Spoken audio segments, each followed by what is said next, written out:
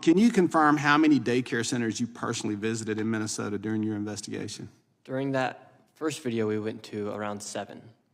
How did you select those facilities? I know you said earlier footprints in the snow, but how was it that you identified those facilities to go to initially? So the man David in the video, he had the daycares with the CCAP funding, and we just simply drove around Minnesota and around Minneapolis area. Took a lot of courage to do that, I would imagine. Probably more so now than what it was when you initially did it. 100 million views, you said. Yes, over 140 million views on X alone. So what was Mr. David's background? How did you connect with him, and how did he call you, or did you reach out? He simply is just a man in Minnesota who has a passion for his city, and he's been seeing fraud taking place for years. And out of all the thousands of messages I get on Instagram and other platforms, I just happened to read his, and he provided me the information, so I gave him a phone call.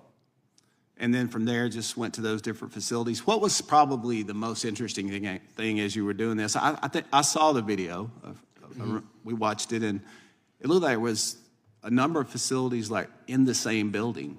Yes. So in one building, there was, I believe, 3 daycares, and there was no children. And they were all receiving CCAP funding for separate daycares. There's one daycare we went to that one day it was closed by the government, and then that same day it was reopened underneath another name.